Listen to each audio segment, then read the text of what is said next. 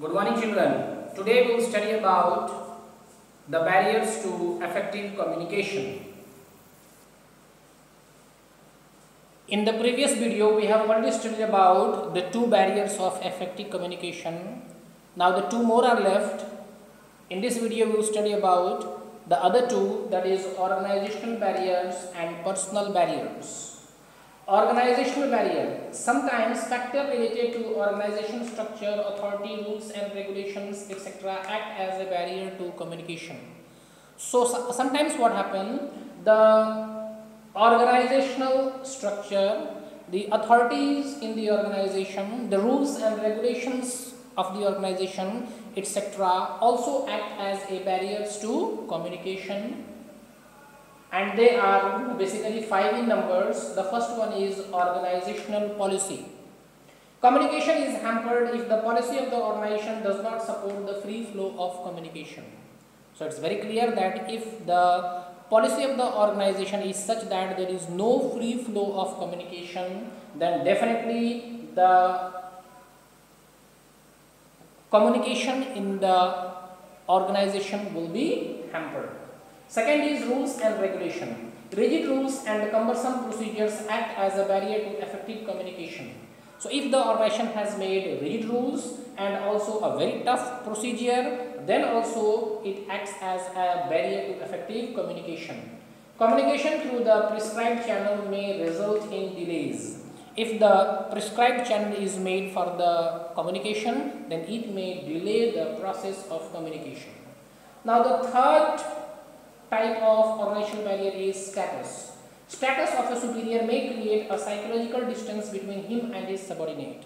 So if the superior is very egoistic, then the status may create a psychological distance between the workers and the leader or the managers. A status conscious manager does not easily communicate with the subordinate. So if the manager is status conscious, he will not communicate with his subordinates because of his ego. Fourth is complexity in organizational structure. When there are several managerial levels, communication gets delayed and distorted. So when in a company there are several or many organizational levels, top level, middle level, lower level, then again many levels are there, then what happens? If there is several managerial levels, then the communication gets delayed. There is a delay in the communication and also it gets distorted.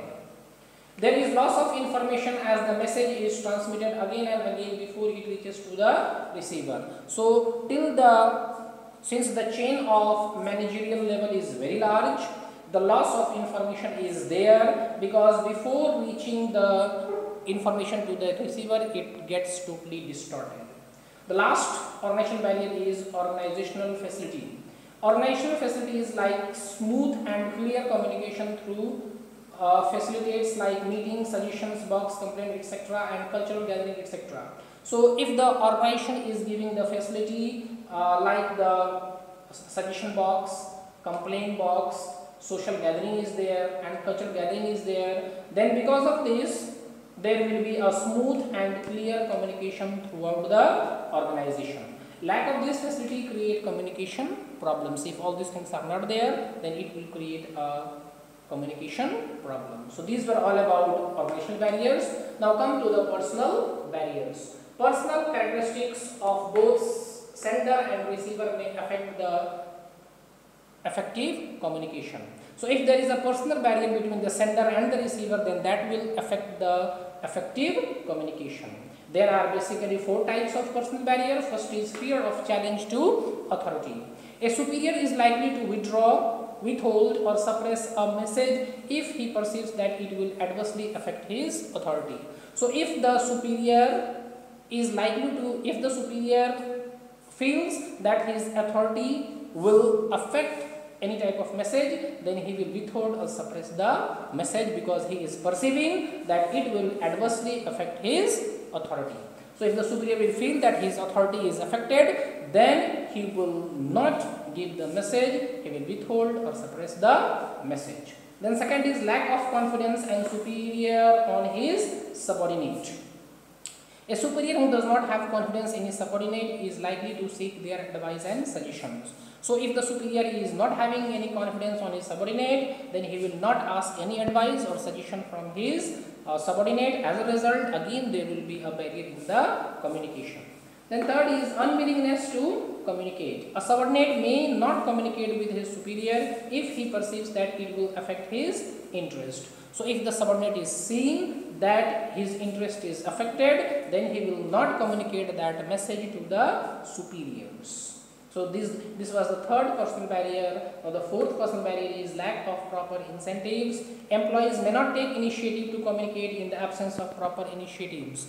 If the company will give initiatives to the employee for giving some important suggestions and also for the advice, then the employees will take the initiative, come forward and communicate with the superior. But if the company is not giving any incentives, then they will not come and or take the initiative step and communicate with the superiors. Today only this much. Thank you.